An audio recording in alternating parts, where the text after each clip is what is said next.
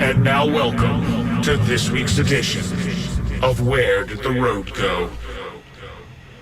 And I am your host, Soraya, and this week on Where Did the Road Go, we're going to be talking to Nick Redfern. And Nick is a very prolific writer. You may have also seen him on Ancient Aliens, Monster Quest, UFO Hunters. He's been really all over the place. And if you have any questions for Nick while we're talking, you can come into our chat room at www.wheredidtheroadgo.com, and, I'll pass them along. Are you with us, Nick? Excuse me. Yes, I am. Sorry. How's it going? Hi. All right. So we were talking before this. How many books do you actually have out? I think it's either 26, 27, 28, something like that. But I've always got a couple of books as well that you sort of writing when one's come out, another one's already sort of being written, or maybe two. So it's kind of a bit of a vague area, I guess, right now. Because you legitimately seem to put out a book every 6 months or so. Well, I do. Providing, there's a sort of couple of provisos. One, that I can bring something new to the table each time and, not go over old ground, and, be able to present something where, I feel it's going to add to our knowledge and further the mystery that we're, the relevant mystery that the book's looking at. So those are the main things. It's not a case of writing it just to get another book out. I want to be able to add something where you feel you're giving the audience, something for their $15 or whatever. You don't want to cheat them and just, put out whatever, So, but I do this full time. So writing sort of in the day, 9 to 5, Monday to Friday. I like to keep regular sort of hours. Some writers, they sort of get inspired and work through the night. I like to sort of keep it regular, and then I sort of switch off at 5, have a normal life at night, normal life at weekends, and then 9 to 5, as I said, in the week, write the book. So, when you're doing it 9 to 5 every day, or Monday to Friday, and 48, 49 weeks a year, aside from vacations, then you can get a lot done and soon sort of, knock a book out, so to speak. All right. And you always put out quality stuff, even if it's a new twist on something people might not already know about. Like your new book, Monster Files, you're covering cryptozoology, but you're doing it in investigating what the government might actually know about these things and what the government's involvement and stuff is. And I don't think anyone's ever done that before. Well, no, again, this is the sort of thing I look for. There's a lot of books out there on Bigfoot or the Loch Ness Monster or the Chupacabra or whatever. But you're right, nobody sort of really dug into what official agencies around the world know or knew about these particular topics. And so that's why I felt it was legitimate, to do this. If I'd just written a book where it was one chapter on the history of Bigfoot and one on the history of Nessie and one on the history of the Yeti, that would just be basically ripping off a bunch of stuff that was already out there and condensing it down, and there's no point doing that, because what's the point of just not doing anything original? So that's sort of the thing I always look for, is even if the subject matter's been dealt with before, like Bigfoot, brings something new to it, like, well, what does the military know about it? What does the government know about it? And so that's basically what the theme of the new book. Okay. And you actually you're not just wildly speculating in this book. You're digging up like Freedom of Information Act files and stuff like that. What gave you the idea to even do this? Well, I guess when you write books, whenever I have a book that comes out, within the sort of the first 3-4 weeks after they come out, you just get a massive emails from people who say, hey, wanted to share my story because I read the book and it reminded me of ABC, so people tell you their stories. And over the years, I got a lot of snippets of stories about official interest in strange creatures. Somebody would say, well, I reported this sighting, and then somebody came out, like a Mothman sighting, and then this sort of Man in Black type character came out to interview me, and then there are other people who said, they worked analysing alleged photographs of Bigfoot or like things like that for the military. And so over the time, I got a lot of snippets and fragments of stories, and I thought, well, if I actually sat down and put all these together and researched them and followed all these trails and leads, then there's a potential book there. So that's what I did. I spent like a year or so, when I had spare moments here and there, to research all these different stories and follow them up with witness interviews or with Freedom of Information Act requests.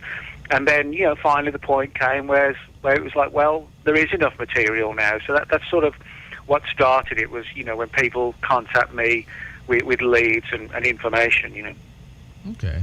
Well, let's go over some of the stuff you have in here. This is it's pretty much packed full of information here, and you cover everything from, Bigfoot to Loch Ness to Chupacabra to actually my favorite in here is the Flatwoods Monster, I think. Oh, yeah, that's a weird one, yeah. Because I know the story, and it's always been touted as a high strangeness UFO case, but you have a potential other twist on it. Yeah, the Flatwoods has certainly become one of the classic cases of ufology, and some people give it sort of a cryptozoological crossover because it's become known as the Flatwoods Monster, sort of like a monstrous creature. But it goes back to September 52, when in Flatwoods, West Virginia, this little town, it's still only a small town today of about 300 people, and something strange was seen streaking across the sky. And it seemed to come down in an area of woodland behind a large hill. And so a number of the local people who'd seen all the sort of fuss and commotion in the skies went up to the hill and through the woods to figure out what was going on. And they were confronted by what they described as like a 12-foot-tall humanoid-type figure, which had all these weird electric sparks and flashes coming from it and these glowing eyes. And, it just looked like some sort of demonic type 12-foot-tall sort of cross between some monstrous humanoid and almost like a robot type figure. And so, not surprisingly, everybody fled down the hill, and the creature was reportedly never seen again. It was like one of these sort of curious standalone cases. It's like with UFOs, there are countless reports of flying saucers or alien abductions, but the Flatwood Monster was kind of like a one-off, and it kind of came and then went. And you're right, it has become sort of like a staple, classic part of ufological history and lore. And I was doing some research into one particular aspect of the book that I cover on a number of occasions about how monster legends had been sort of exploited as like a military psychological warfare purposes. And I got hold of a RAND document which talked about the history of how sort of superstitions and folklore could be used to exploit and frighten the enemy, particularly in superstitious countries, where folklore and myths were held sort of very seriously. And I was sort of amazed to find in there, bear in mind this is a document prepared by RAND for the Air Force in 1950, and Flatwoods was only 2 years later. And it makes mention in there of how in the Second World War, the British Army had tried to essentially frighten the villagers in certain parts of Italy where they were helping the Germans. And they created this 12-foot-tall monster that sounds eerily like the Flatwoods Monster. And bear in mind, this is coming from official Freedom of Information files. They talk about how the British Army constructed this thing 12 feet high, just like the Flatwoods Monster. And they attached all these sort of powerful batteries to it that created all these sparks and flashes and almost like mini lightning sparks coming from it, which is very much like what people described at Flatwoods. And what they did, they sort of unleashed it on the villages, on the fringes of the villages in the nearby woods, to where, the guys who were sort of controlling it wouldn't be seen. They'd always use it late at night, and they would just sort of push it forward, and they'd sort of hide just sort of 2 or 3 feet behind it in the darkness. And of course, people couldn't see behind it because their eyes were blinded, by all the flashing lights. But it served its purpose. Now, this was 44 when the operation occurred. RAND wrote it up in 50 for the Air Force, and then only 2 years later, you have the Flatwoods case, which the military actually took a deep interest in determining what the public response was. They were very interested in, what people were saying about it. So that does make me wonder if it was like some sort of psychological test, and then they sat back and saw what the reaction was. And people said, well, why would they do that? Well, I mean, if you can determine how easy it is to spread rumours and folklore and tales that actually aren't true, you can gauge how well they might work on an enemy, particularly, as I said, in like a superstitious part of the world where folklore and myths and stories of monsters could be easily exploited and used, against the enemy rather than just using bombs or bullets or whatever. And it seemed to me that the UFO phenomena has always been used by the government to test things like that, to test how easily rumors or legends will spread, and they just kind of monitor it. Yeah, and I think it's important to note, I mean, my personal view is that when it comes to cryptozoology and ufology, although we see evidence of agencies around the world, sort of using these stories as covers for something else, for me it doesn't take away from the fact that there are genuine unknown phenomena as well. I don't think it's all fabricated stuff for whatever obscure reason. I think it's like with UFOs, I think there's a genuine unknown phenomenon, but that doesn't take away the fact that military agencies all around the world might be flying weird-looking things that get mistaken for a UFO, but it doesn't mean there aren't real UFOs. I'm 100% certain there are. It's kind of the same with these monster legends. Just because the Flatwoods Monster may, and I stress may, have been some sort of weird military creation, it doesn't take away the fact that people see something like Bigfoot, Right. And I mean, there are obviously test flights of secret craft that they've used UFOs to cover. And I often wonder if the whole Project Mogul, where they came out as the explanation from Roswell, if that was, they may have been telling the truth and also analyzing it to see that, how many people are going to believe the truth if that was the truth, Yeah, I mean, Roswell's kind of like a weird case because it's so long ago, and we've got no files, and it's not like the government's saying we're not going to talk about it. They say, well, this is what it was. It was a mogul balloon, and any talk of bodies, they were just crash test dummies. I mean, a lot of people have sort of painted the Air Force as the bad guys in all this, and ironically, I don't. I actually do wonder. I have kind of an alternative theory on the whole mogul balloon theory and the crash test dummy theory. A lot of people said, oh, this is just the government covering it up or the Air Force covering it up. I actually think there's a very strong probability, and to the point where I do believe this, the Air Force went looking and couldn't find anything at all on Roswell.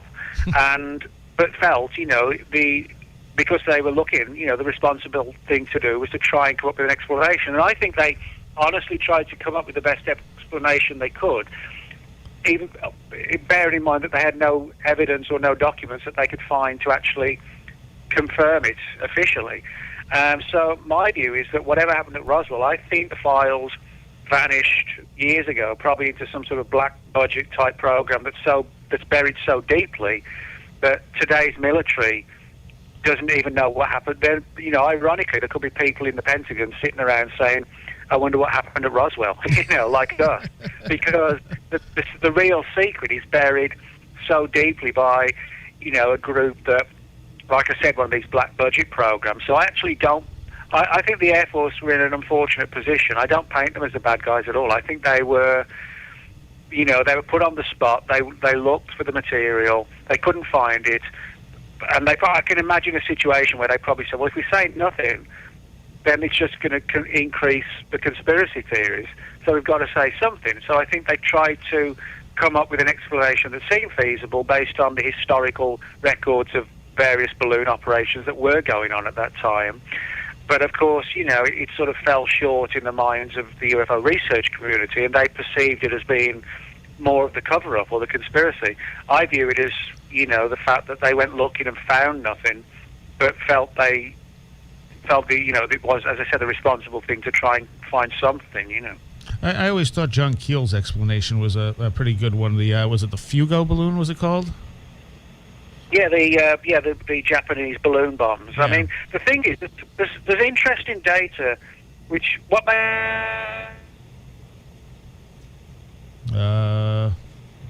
you there, Nick? I don't know what happened. He just kind of disappeared into the ether. Okay. I'm going to try calling him back because, we just lost him. All right, let's try again. See what happened there. You are listening to Where Did the Road Go? We're talking to Nick Redfern, and we're calling him back now to see if we can get him back on the line, because he just kind of, that was a really weird sound. Just kind of went away. Hey, let's see. And we're going to be doing, I've now confirmed this, we're going to be doing some midweek podcasts here and there that are going to not be, aired here on WVBR. They'll just be midweek, not necessarily every week. There's not going to be a set schedule for it or anything. And what we're going to do is once a month we're probably going to have Micah Hanks on. Once a month we're going to have Paul Kimball. And the other weeks we're going to have other authors and stuff doing maybe short bits, or controversial authors that I can't necessarily put on the show because their content is a little too touchy, I guess you could say. Nick's not answering. All right, let's try again. So we're going to start doing that hopefully in the next few weeks. And I'm going to have, for instance, Andrew Collins will be coming on again just to talk about the news that Gobekli Tepe is aligned to Sirius. He disagrees, and he's going to present his case. Oh, there we go. Hey there, hello. Nick. You just kind of hello. You just kind of disappeared into the ether on us. Yeah, I guess the man in black intercepted us or something. I don't know. It just suddenly went dead here, so I wasn't exactly sure what had happened. But, yeah, it made a really weird noise. Oh, that's strange. Like you started talking about the balloons, and it just kind of went and disappeared. Yeah, well, that's weird. But yeah, what I was saying is that with it being such an old case, and pretty much everybody's gone now, and there's no documents. It's kind of like, I can sort of liken it to like an American version of Jack the Ripper, where it's a fascinating old mystery. There are all sorts of different theories, but everybody's gone, and you almost reach this brick wall. And unfortunately, it doesn't help our position. But if people ask me honestly, I just don't see how we can solve the case because what do you do when the witnesses are all dead and there are no files anywhere? And every agency of government has said, that nobody's saying we found files and you cannot see them. They're all saying we've gone looking, and there's nothing. Right. There's nothing in the official archives anywhere. So it's like, what do you do? That's the problem. I just don't see what the next step is. It could be the make or break case that proves, the legitimacy of the subject, but it's like, how do you get further? I just don't know. Well, another example in your book of them using this kind of monster operation was the vampires. Yeah, that's a strange story as well. Yeah. And want to tell people a little about that? Yeah, sure. Well, this relates to an operation in the Philippines in the early 50s when the Philippine government was facing an uprising for what were known as the Huk rebels, HUK, that were trying to overthrow the regular government. And the Philippine government approached the US and said, can you give us some military aid? And they said, sure. And one of the people who came on board was a Major General Edward Lansdale. And Lansdale was an expert in the field of psychological warfare, which is basically sort of using skills and to defeat the enemy without sort of bullets, bombs, rifles, whatever. And it's essentially, a lot of it came down to things like exploiting myths and folklore and then using them, targeting the enemy with them. And so what Lansdale did was to look into the history and beliefs of the Huk rebels, and it turned out that they were actually very superstitious of the idea that, or the belief that there were sort of strange, monstrous creatures living in the forests of the Philippines.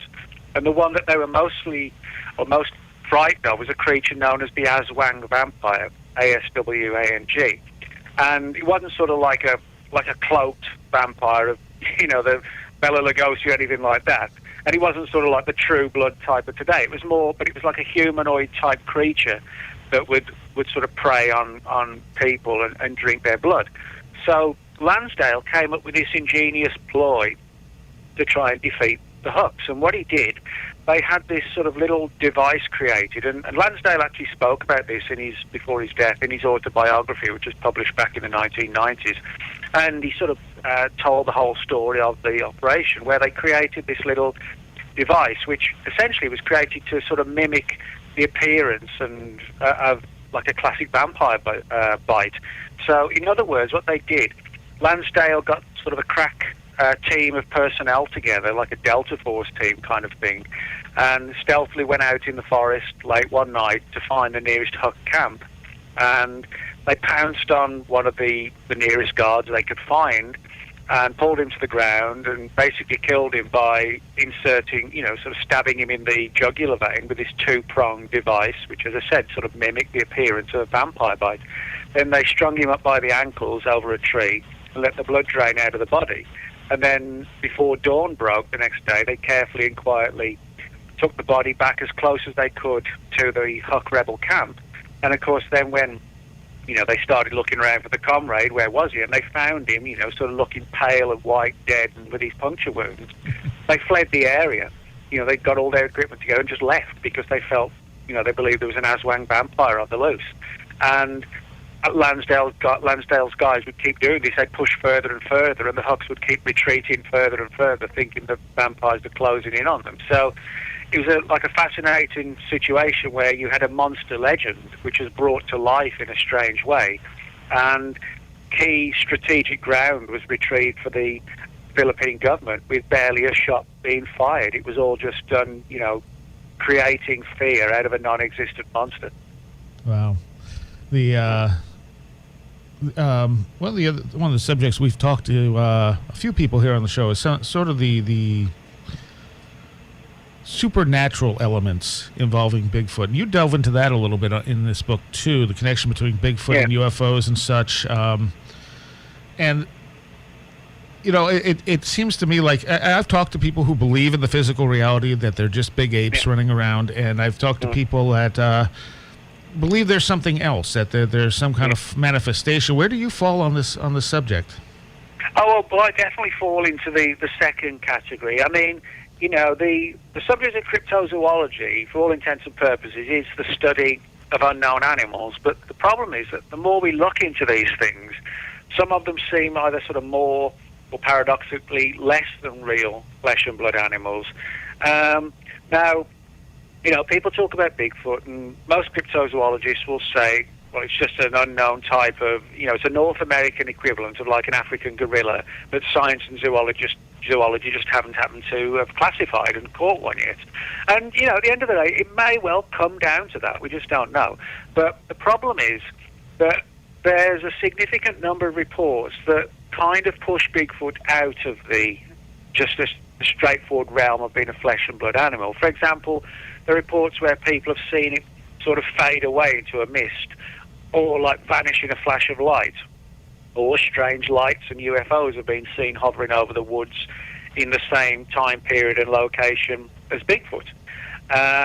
And there are examples where footprints seem to have vanished, and people have they've been in the vicinity of Bigfoot, and they felt like it's almost like disabled them by sort of zapping them with some sort of like a psychic weapon, where they've gone dizzy and disoriented, and it's allowed the creature to escape. So when you put all those aspects together, I think that there's something far stranger than to Bigfoot than just being an unknown ape. The Bigfoot is one of the few animals, along with all these other so-called cryptids, as they're known, that manage to elude us 100% of the time. It's like most people never ever see in the wild a mountain lion or a bear, but people do see them, and we catch them and we put them in zoos or they get shot.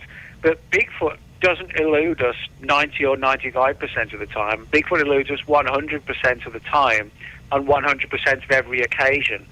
And when that happens, you've got to, for me at least, that sort of smacks of there's got to be something strange going on. No animal can be that lucky 100% of the time, And I think there's something to the idea, as some people think, that Bigfoot could sort of potentially be some sort of dimensional creature, that sort of flits in and out of our reality. And it may actually be highly evolved. We think because it's hairy and lumbering around the woods, it's stupid and primitive. It might not be. It might be a highly evolved creature that actually, that doesn't necessarily use technology as we do, but uses a very different technology, like, as I said, like a dimension hopping one almost. Yeah. Well, and I would say there's also the possibility there could be a small nuts and bolts, let's say, a small physical group of these type of animals somewhere in the world, and that the phenomena is copying it too. Well, yeah, I mean, for example, I don't sort of class all cryptids or even all mystery apes into that category. I think Bigfoot, there's no doubt, for me at least, there's something weirder going on. And we get a lot of reports in Britain, and most of those reports are of large ape-like creatures, but nearly all of them have like a paranormal aspect. But in saying that, for example, in Sumatra, you have this creature that's become known as the orang pendek, and which is like a smaller sort of 3 to 4 foot tall, almost like a primitive humanoid ape-like creature. And I don't think there's anything paranormal about that at all. I actually wouldn't be at all surprised if we don't, in the very near future, get firm evidence of orang pendek. And I think it'll be shown to be either an unknown type of ape, but a highly intelligent one, or possibly a very, very, very primitive form of a human, or an offshoot of the human race that we simply don't know about. You know, we know of Neanderthal man and Cro-Magnon man.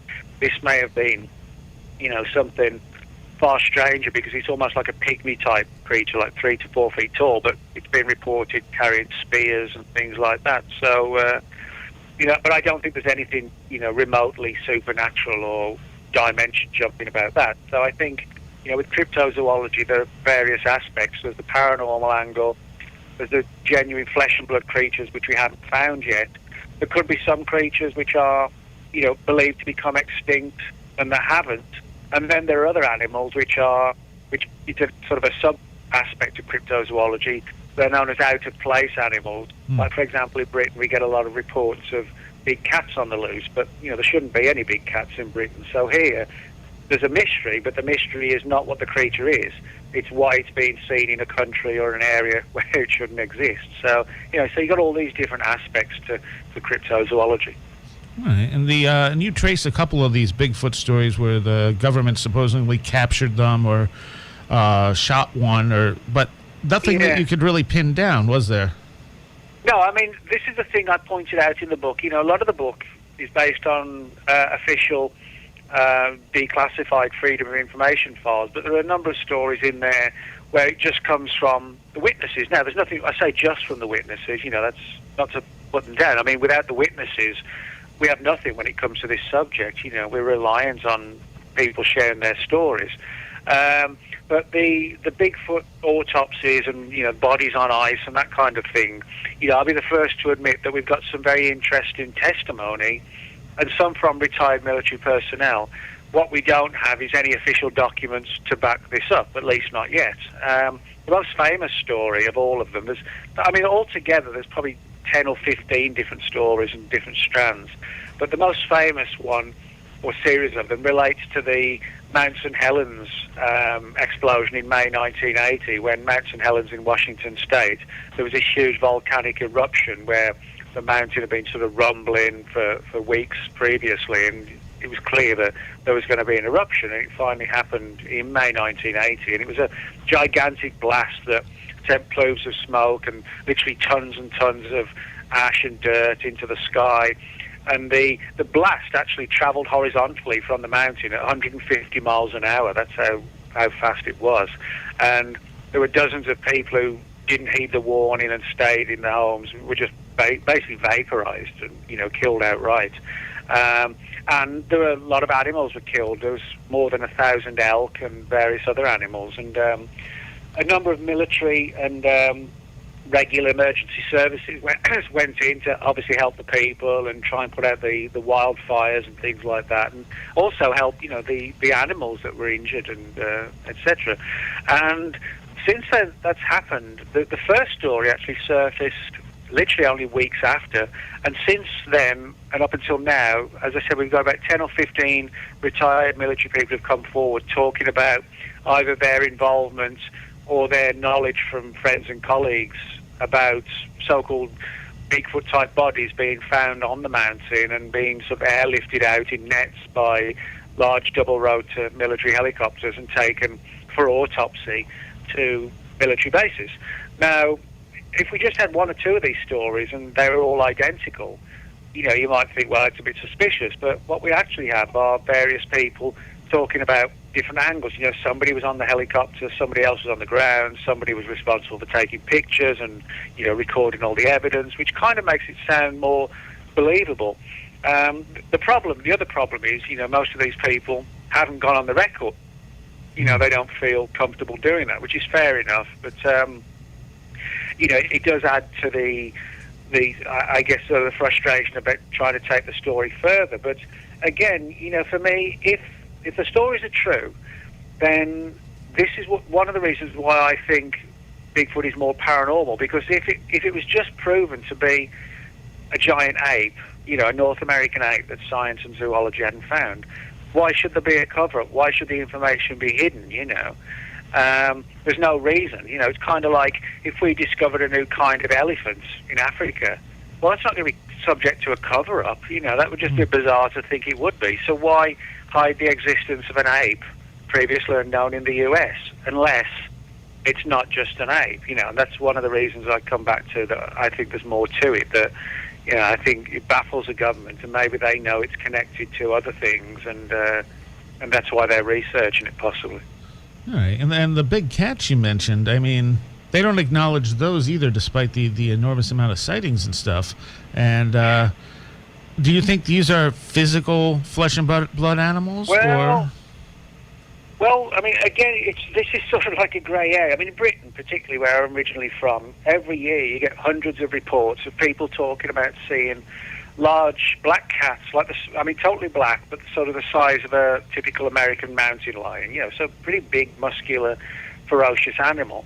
There shouldn't be anything like that in the UK at all, running wild. The largest, aside from house cats, you know, pet cats, the only other cat that lives in the UK, and that does live in the wild, is called the Scottish wildcat, but it's actually just about the same size as like a normal house cat. They actually are quite vicious, though. If you get close to them, you know, they won't waste any time sort of scratching you or biting you. They are literally wild, but there's nothing, you know, you wouldn't mistake them for anything else because they're just the size of a normal cat. Now, as far as these alien big cats, as they're known, or ABCs for short, sightings chiefly in terms of large numbers have been going on since the 60s, but you can actually find reports going back hundreds of years, which makes it more problematic as to where they came from, because in today's cases, in the UK, up until 1976, anyone could own a large cat, and after 1976, you had to have a license, and you had to build a big enclosure, and you had to be shown that, you know, the animal couldn't escape. You had to have a license, and it all cost a lot of money. Some people couldn't afford it, so the story is that they released their pets into the woods late at night, and, you know, because they didn't want them to end up in a zoo or whatever, or be put down.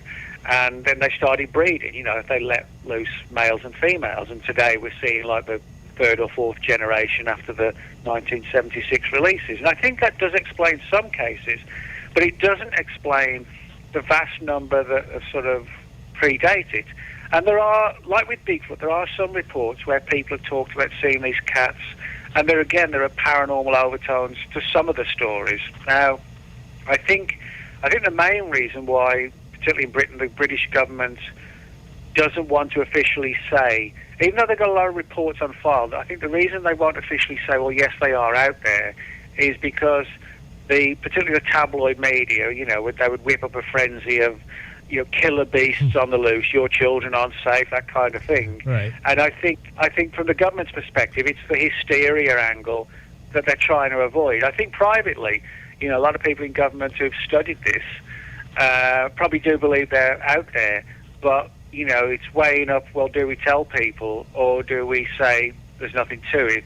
Not because they're maliciously hiding it, they just don't want to provoke, you know, sort of a bunch of people running around the woods with, you know, torches, like in some old Frankenstein film, you know, and they just want to try and play it down for the public safety angle, I think, more than anything else. And that's reasonable. Yeah. Now, wasn't there a government that flip-flopped on this? Was it Australia? Well, yeah, I mean, the Australian government, they looked into this as well a few years ago, because just like in the UK, they get reports of large black cats. And again, there shouldn't be anything like that in Australia. And they prepared an official report, which is interesting because it basically says that they consider it unlikely that these big cats are out there. However, they don't rule it out and are quite open to the idea of, launching another investigation if further evidence sort of warranted it. So, they've left the door open, so to speak, which is refreshing. Whereas the British government says their official story, this is almost word for word, is that unless further information comes in, these things are just myths, and that's it. So, but the Australians have been a little bit more lenient in saying, well, we don't think this is going on, but we're certainly not ruling it out because that's what the witnesses are saying. It's just that we haven't found the evidence. All right. Well, we're going to take a quick break for about a minute. We'll be back in a moment with Nick Redfern. In 2013, Mysteries of the Past will reshape our future. Paradigm Symposium 2013 in Minneapolis, Minnesota, October 17th through the 20th. Speakers will include Scott Wolter of History Channel's America Unearthed, Egyptologist Robert Bavall, Dr. Robert Schock, and many more. Tickets are available online at ParadigmSymposium.com. Mankind's greatest mysteries brought to the present with new understanding. Visit ParadigmSymposium.com.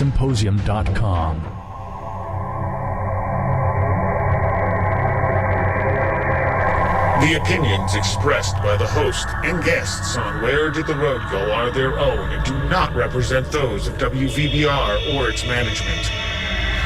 Join us on the web at wheredidtheroadgo.com, where you can send us questions for our live guests via email or the live chat room. You can also check out our upcoming schedule, blog, links section, book reviews, videos, and links to our Twitter, Facebook, iTunes, and much more. That's wheredidtheroadgo.com.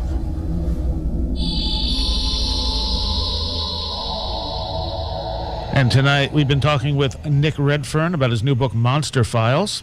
You there, Nick? Yes, I am, yeah. All right. And another one of the cases I really found fascinating is the Mothman-like one that you talk about that happened in 1986. Oh, yeah, the Danny Houston, you mean? Yeah.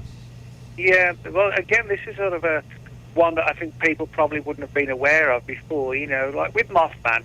Mothman's probably the most famous winged thing as they've become known. So these strange-looking humanoid, sort of quasi-humanoid forms with large wings, with glowing red eyes. And you can find stories of creatures like this, not just throughout the world today, but throughout history, going back thousands of years.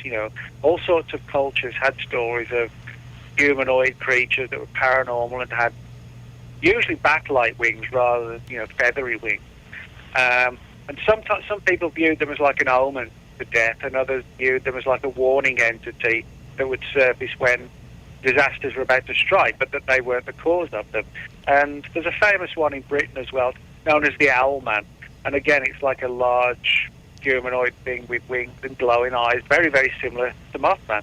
And I investigated one particular, or I should say not one particular case, but a series of reports, excuse me, that occurred around the NASA installation in Houston, Texas in 1986. And reportedly a number of members of the facility actually saw this creature late at night, sort of hovering over the base high in the sky, when it was like a bright full moon. They could sort of see it silhouetted in the skies. And there were reportedly a number of strange animal mutilations in the area of dogs, where dogs were found killed and, just sort of torn apart. But these sightings, these events, occurred at the same time as the sightings. And so they made a tie-in there. But, the story was kind of ended in a way you probably expect it to end, that, the authorities were baffled by it and really couldn't do much other than just sort of log the information and say, well, yes, something weird happened, but we don't know what. And, it all kind of ended as weirdly as it began. But I mean, there was something like 12 or 13 reports filed over the course of several months. And then, as I said, it culminated in these weird animal deaths, and then it just came to an end. But, it was intriguing that it should have occurred right around, as I said, the NASA facility in Houston. And, we do get a lot of reports of things like Bigfoot and UFOs seen, around military installations. Yeah, and UFOs as well. Did you say UFOs? Oh, yeah, a lot of UFO activity around. Yeah, but there was a famous wave in 1975 in the northern part of the U.S., a lot of military bases, and particularly things like missile bases. They reported a massive amount of UFO activity throughout late 75. I found it interesting in here. You kind of debunked the whole mermaid special that had been on that was apparently an April Fool's joke, and that so many people took seriously. Personally, I had missed it. I didn't even know it was on. I just heard people talking about it afterwards. But I was glad to see you talk about that, and I also was glad to see you address the bloop, I guess, for lack of a better...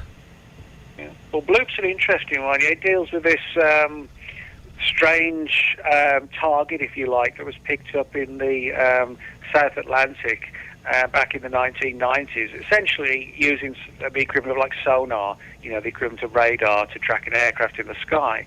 And the tracking equipment was actually born out of Cold War technology to track for Soviet submarines. The worst case scenario was that, while the missiles were guarding the country, and everybody was looking to make sure the Russians didn't launch a sneak attack, a land-based attack. The other big fear was that they would sort of build up their submarine fleet and sort of creep along slowly towards the U.S. coastline until it was surrounded, and then launch a sneak attack. So the military came up with this very important program to sort of monitor the oceans for the movement of Soviet submarines, which was a very good and worthwhile program because it may well have helped prevent any sort of sneak attack occurring. But the same technology that was employed in the submarine tracking was later used by civilian arms of government involved in sort of underwater experiments and researching the oceans.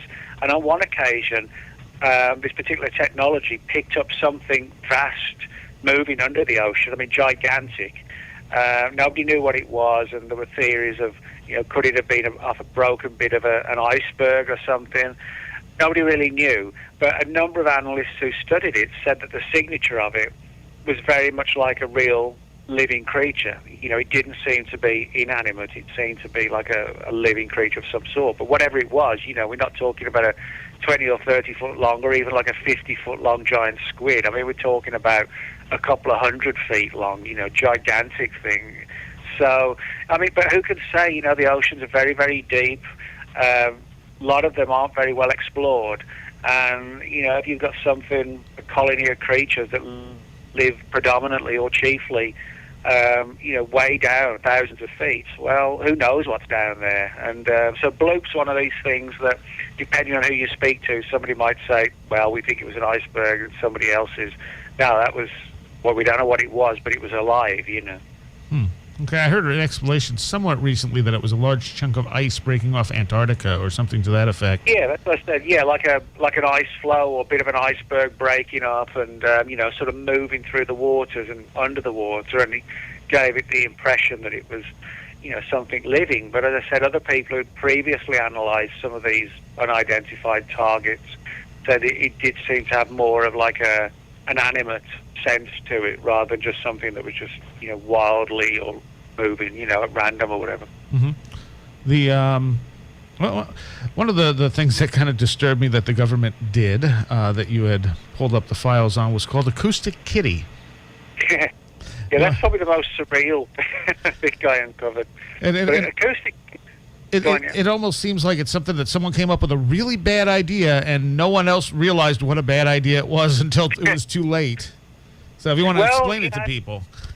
Yeah, sure. It's one of these situations where, sort of programs and operations and projects at the height of the Cold War, a lot of ideas get sort of, bandied around, and some of them work and some of them don't, and they just get sort of languish in obscurity because they got cancelled as just not being feasible, and that was the case with this one. But Acoustic Kitty was a CIA operation, and again, the CIA have now released some of their files through the Freedom of Information Act on this subject, and the plan was that the the idea was to try and get closer to and understand what the Soviets were talking about and doing inside the Soviet embassy in Washington D.C.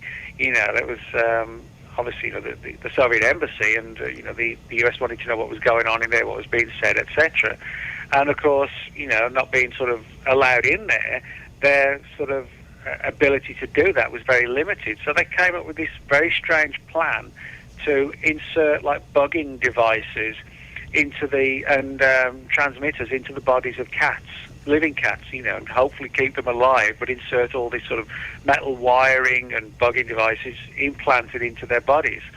And the idea was to sort of release them as close as they could to the embassy and try and encourage them to sort of make their way through the gates and wander around the Soviet embassy.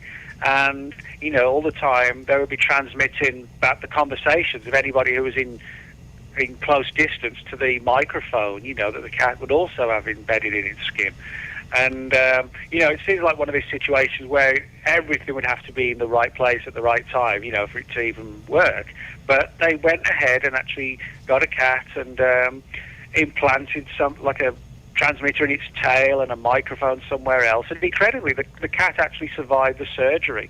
Became like Robo-Cat or something like that.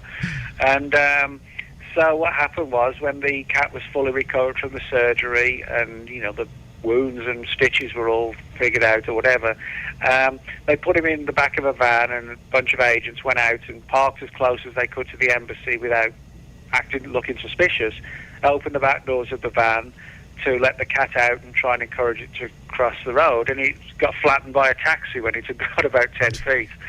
And so that was the end of the program. They basically said, well, in theory it could work, but in practice, there were so many, issues and things that couldn't be predicted that it was just seen as being too expensive and costly, and it just worked great on paper, but in the real world's a very different place. And you cover a few things in this book like that, both on our side and then from the USSR, where they tried different almost absurd-sounding ideas to use animals or create monsters and such. Yeah, I mean, this is that one you're talking about goes back to the 1920s with the Soviet Union and a Russian scientist named Ilya Ivanov, who was kind of like a real-life Dr. Frankenstein almost. He had this obsession with trying to crossbreed humans with apes. But what was incredible, and this is why I included it in the book, is because the Soviet government's Academy of Sciences actually funded him to a significant degree to travel to West Africa, where he went with a fully equipped team, and they would capture and anesthetize gorillas and chimpanzees and impregnate them with human male sperm to see if they could, create or get the female gorilla or chimpanzee pregnant. Now, the official story is that all these experiments failed, and certainly, nature has sort of inbuilt alarms almost, if you like, to try and prevent sort of crossbreeding from occurring, because invariably, even if it happens, you very often find that the creature that's born is either sickly, doesn't live long, or it has all sorts of genetic problems and things like that. Right. But there are a few rumours that, against all the odds, supposedly one or two freakish offspring were born. We just don't know. We don't have any proof of that. But we do. I mean, we do fully have proof that the experiments went ahead. The Russian government have now released the files on the experiments, or at least some of them. So we know they went ahead. We know they were funded in West Africa, and also a number of experiments were undertaken in Russia. Just recently, actually, a couple of years ago, workmen building, I forget what the city was now, but they were building this like a children's playground. And as they dug down into the concrete, they actually stumbled upon one of these old underground labs and found a load of ape skeletons in there. And then they realised what it was when, the authorities did checks. It was one of these old places where Ivanov had done his experiments. So, a lot of weird stuff went on, and I don't think we can ever fully rule it out, even though, there's never been officially an example of a crossbred human and an ape. But there's actually quite a few stories and rumours out there, not just relating to the Russians, but, other cases as well. So, sometimes nature does, pop up weird things, that against all the odds shouldn't exist, but they do. True. And if anyone finds this interesting, I highly recommend they pick up your book, Monster Files. It has a great subtitle, too, by the way. A look inside government secrets and classified documents on bizarre creatures and extraordinary animals. Hey, you need to take a deep breath. Just say the subtitle. but it's such a perfect subtitle because that's exactly what it is. And you have to sort of be able to tell the reader, what they're actually going to be reading. Yeah. And I love kind of the Pulp Fiction sort of cover that you used for it. Yeah, they did a good cover. They basically sort of contracted with a professional artist to do one, and it looked a good picture. You got this sort of old Pirates of the Caribbean type ship being attacked by this Godzilla-sized sea serpent. So I like that cover. It's a good one. Now I don't think I might be wrong about this, but I don't remember you covering anything on the Chupacabra in this. Did you? Not in that one, I didn't. No, the main reason I didn't is because I've done that in various other books. I've been on a number of expeditions to Puerto Rico looking for the Chupacabra, and so again, rather than go over old ground, I would have put something in, but even in the earlier books, I actually talked about the government aspect of that anyway. So there was no real new material to add to it, so there was no point really. Right, I knew you had covered it, and I couldn't remember if it was in here or in something else. What are your feelings on the Chupacabra at this point? Well, having been to Puerto Rico on a number of occasions, my personal view is that whatever it is, it's real, but I have no idea what it is. I mean, I've spoken to everybody like police officers, veterinarians, ranchers, members of the public, civil defence workers. They've all got their own input. I spoke to veterinarians who autopsied farm animals reportedly killed by the creatures, where there were puncture wounds on the neck and significant amounts of blood removed from the bodies. I had a fascinating chat when I was there. I think it was when I went in 2005, and he was a former civil defence operative, and when he retired, the agency actually gave him all the Chupacabra files that he put together when he was working for them. He was actually he would go out as part of his official job and investigate cases for Puerto Rico's Civil Defense Department. And he actually showed this to me. It was like a 2-inch thick file of all these drawings that people had made of the creatures they'd seen, and witness reports all typed out, etc. And when you sort of sit down opposite people like this and they tell you their stories, then it really takes it away from just being something you read in a magazine or on the internet, and you realise these are real people, highly credible people. And so there's no doubt in my mind that it's something. Now, every time I've been there, I've heard various theories, time and time again. There's sort of a set number of theories. There's the idea that it's an extraterrestrial creature. Admittedly, there have been a lot of UFO sightings all around Puerto Rico for years. So you have the alien angle. Other people believe that it could be something like a giant bat, because admittedly, it has sort of the typical attack mode of like a vampire bat, and some people have talked about it having kind of like a monkey-like face and body and bat-like wings, leathery wings, which kind of describes a bat. But, they're talking about something much larger. Other people talk about sort of weird genetic experiments going on and in various labs, and maybe these creatures have escaped. And then you've got the supernatural theory that, some sort of occult group has conjured it up from some, supernatural realm or whatever. And those are the sort of main theories I've heard time and again when I've been there. Which one do you if you had to pick one that you would think would be more likely over another, what do you think it would be? I think it's some sort of unknown animal. I think for me it's possibly something that we haven't found yet. Now, people say, well, if that's the case, why did the reports only surface in the 90s or onwards? But if you look into it, that actually isn't the case. But because if you go back to the 80s, there's a part of Puerto Rico called Moca, and in the 80s they were having attacks on farm animals, very similar to the more famous ones in the 90s onwards. And the attacker became known as the Moca Vampire. And so, in other words, this sounds like the chupacabra. And in the 70s, there were reports of creatures known as devil birds, which, again, had these leathery wings that makes them sound like the chupacabra that became more famous in the 90s. And if you go back in the 60s, Puerto Rico is home to the famous Arecibo telescope. Well, there's a famous story of a cow being found dead and mutilated and drained of blood right on the fringes of the telescope in the mid-60s.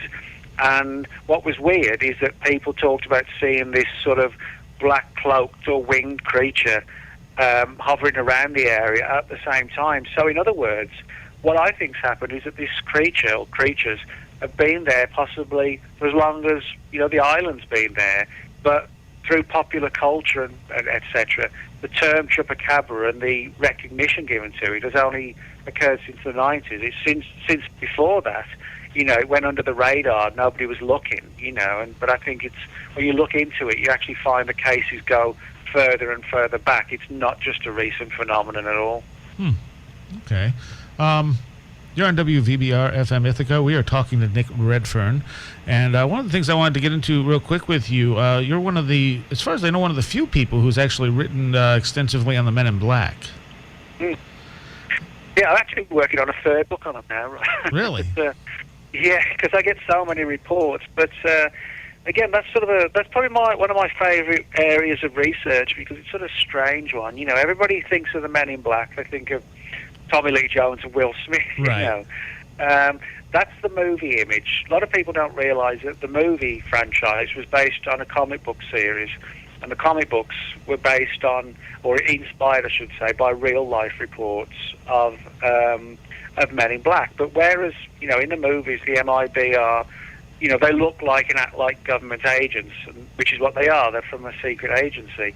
But when you read the vast majority, I'd say good 90% of the reports where people have seen the Men in Black, they're sort of far stranger. They're typically described as only being like 5 feet to 5'5" tall.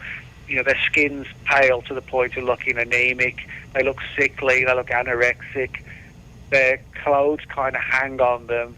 And they wear these sort of old-style 50s suits and fedora hats. And they sometimes have these bulging eyes, which they hide behind wraparound sunglasses, and which has sort of given rise to the idea that, there's something extraterrestrial themselves or something paranormal, and they're sort of camouflaging themselves to pass amongst us, where if you just glance at them, you might not notice all these subtle things, unless you look closer. So in other words, the real Men in Black are very different to the movie versions, and, they're about as far removed as you can get from government agencies. And I think they are something, paranormal, however we define what the paranormal is. And but we find the MIB pop up in all sorts of situations. For example, the book I'm working on now, there are cases where people got MIB visits after using Ouija boards, nothing to do with UFOs, but they still got the knock on the door and were warned, not to dabble in the black arts, so to speak, There are other cases where, for example, there are some Loch Ness Monster cases where people, witnessed an MIB after studying or looking into the Loch Ness Monster.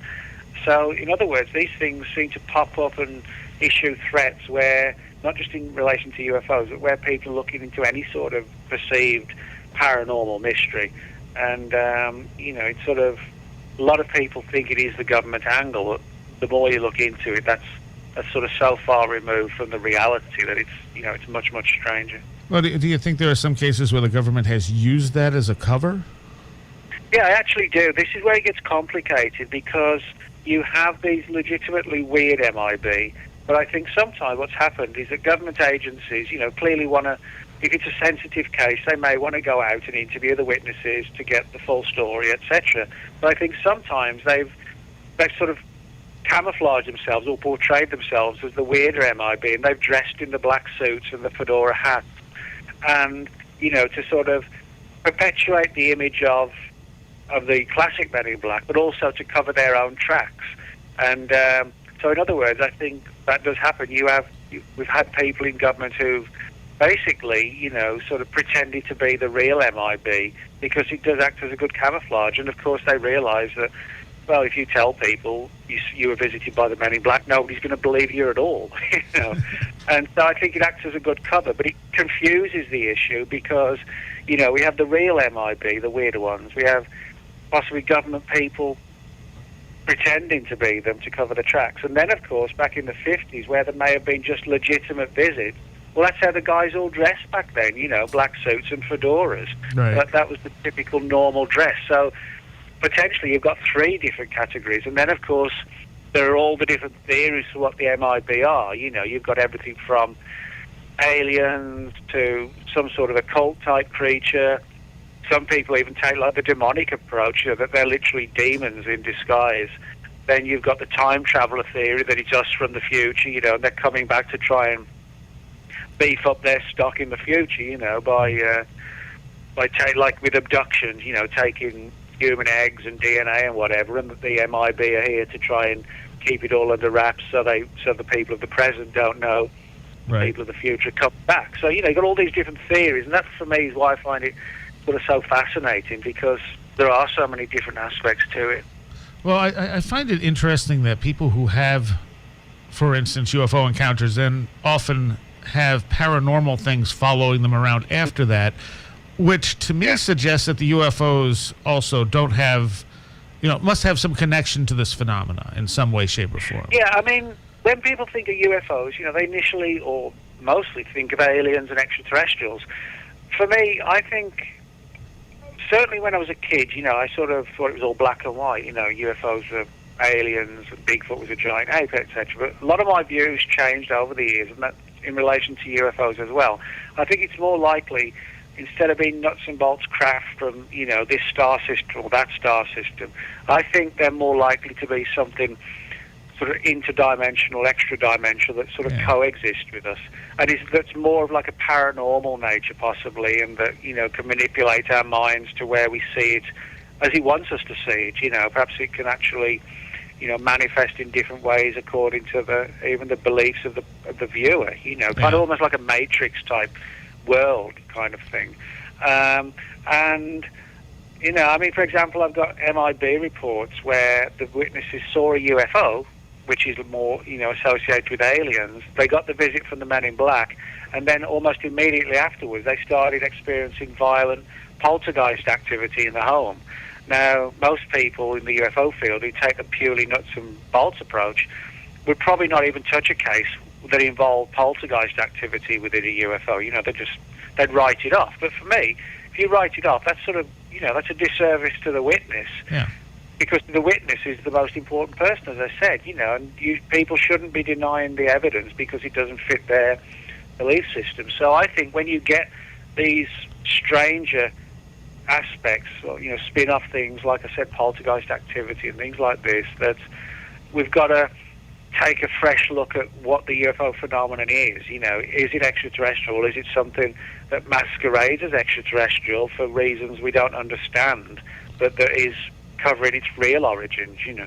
And it could be that it's partly what it is and partly what our perceptions need it to be in order to understand it at all. Yeah, I think there's something to that because, you know, I mean, you can find people over the last few thousand years, you know, who have had experiences very similar to today's cases where, you know, somebody goes out into the desert in the 50s and sees like a benevolent long-haired space brother. Well, there's not much difference to that than going out the desert of the Middle East 2,000 years ago and Moses going up the mountain and get the Ten Commandments, which is basically telling us how to live, and then today somebody says, well, the aliens told me we've got to disarm our nukes. You know, there's not, basically, all these stories are the same, where you have higher entities targeting certain people whose lives are sort of profoundly changed, and then they go on a mission to spread the word. You know, you can find that throughout religion, throughout the whole contactee movement of the UFO field and abductions, that kind of thing. And, you know, it kind of parallels very closely as well people, you know, being kidnapped by the so-called the little people in the 1500s, you know, in Ireland or whatever. So I think the phenomenon possibly has the ability to manipulate the human mind, and it appears in the form that is most acceptable to the people of that day. You know, when people perhaps saw angels or demons thousands of years ago, that's how they really appeared. people in the 15 or 1600s, they may have appeared in the form of goblins when goblins were believed in. You know, in the 50s it was the long-haired Space Brothers. Today it's the Greys. Yeah. You know, and so who knows what it'll be 100 years from now? Maybe something else. But I think something is interacting with us, and it could be like a teaching process or a learning process. You know, who knows? It could be multiple things. But I think for some reason this phenomenon needs to interact with us. It almost like it's like a symbiotic relationship we have with it. And so, you know, I think there's more going on. A lot of sightings, I don't think they're random events. I think they're sort of almost like staged for the benefit of the witness for some particular reason. Yeah, that's always the impression I've gotten as well, that it's almost like a performance. Well, yeah, because back in the 50s, you know, a lot of people would be sort of driving down a road at random, and they'd come across aliens taking soil samples at the edge of the road. Yeah. You know, there's countless cases like that, but it's like, how many people really are going to keep stumbling on aliens over and over again taking soil samples? You know, and to me, it comes off as like a staged event. It's meant to appear random, and I think it's been done at least partly to ensure that people see them. I think that's part of the reason for the coming here, or whatever they are, is a need to be seen. Now, possibly to sort of spread like a meme-like idea that we're being visited by aliens. If they're actually something else, you know, that would be an ingenious way to make it look like they were accidentally being seen, and instilling the idea of the viewer that, oh, well, they're extraterrestrials, when maybe they're something else, you know. Yeah. When I talked to David Weatherly, I mean, the black-eyed children phenomena he investigated also, to me at least, rang very similar to the Men in Black. I mean, different on the main thing, but the archetype of it was very similar. Yeah, it is, where you've got these sort of weird, creepy-looking... I mean, the black-eyed children, they look creepy, you know. They've got hoodies on and these white faces and no emotions and these black eyes, and they want to come in the house. It's just like the Men in Black, you know. They're pale, they look weird, they wear hats, you know, not a hoodie, but they wear a hat, and they want to come in the house. You know, and what's interesting is that the black-eyed children and the Men in Black, you know, they say they want to come in the house. They don't force their way in, and they ask, you know, which is kind of like the old vampire legends, where the vampire for the first time can't come in the house unless you let it in. Yeah. You know, so I sometimes wonder if some of these old vampire stories may have actually been born out of, you know, old encounters with the Men in Black, you know, that came to somebody's old doorstep in some village, you know, in the Middle Ages or whatever, and demanded to be let in. I mean, if you think about it, there's not much difference between a pale-faced man in black asking to be let in the house in, say, 1965, or in 1665, a black-cloaked, pale-faced vampire wanting to be let into a little cottage in, you know, some English village, you know. Yeah. There's not much difference, you know. It's just the term, you know, Men in Black versus vampire. And of course, the other parallel with the Men in Black and sort of the whole vampire issue is that, you know, vampires live on human blood. You know, they suck the blood dry. They use us as a food source. Well, a lot of people who have had MIB experiences have felt that the MIB have sort of drained them of energy, kind of like the way a diabetic might feel, you know, if they missed a meal or two meals, you know, they start to crash. And that's how a lot of witnesses have felt. They felt suddenly tired and drained of energy, as if the MIB, their whole purpose is actually like a psychic vampire to sort of bleed us of psychic energy or something like that. So maybe there's a tie in there with the black-eyed children as well, you know, because some of them often say, you know, it's feeding time, we want feeding. Yeah. You know, so maybe that's another thing. Maybe they're not looking for literal food. Maybe we're like an energy source to them, you know. Again, kind of like in the Matrix, you know, where we're all in these... the real life is we're all in these sort of pods in these endless factories, and we're being used to create electricity for the machines, you know. Maybe it's a similar thing, who knows? All right. Well, we're just about done for tonight. You're going to be at the Paradigm Symposium coming up. Yep. In Minneapolis in, I think it's the third weekend in October. Yeah. And are you going to be talking mostly about this book or other stuff? No, actually, I'm going to be talking, I think it's going to be predominantly UFOs, sort of just new stuff I'm looking into, and new data on old cases and whatever. So. Okay. What's the next book you plan on putting out? I'm not sure which will be out first, but actually, as I said, I'm working on this new Men in Black book, and I'm hoping to complete that very soon. So I think that will hopefully be out before the end of the year, sort of maybe November. But this is a bit different because whereas all my other books have sort of been written, obviously by me, this one is where the witnesses, their accounts, the bulk of the book will be made up just of the witness account. And what I'm doing, I'm sort of doing an introductory paragraph to each account, and then there'll be like an analysis section after from me. But really sort of like a paragraph for me to start with, and perhaps 3 or 4 paragraphs after, and then 2 or 3 pages will be, the word-for-word account of the witness, and there'll be like sort of 40 or 50 case files, that have never been seen before. So. Oh, wow. Okay. Any estimate when that might be done? Hopefully by sort of about November. I'm hoping for. So. That seems it would be about your 6 month break exactly. there. Yeah. All right. And you have a blog up on online people can follow you at. Where's that?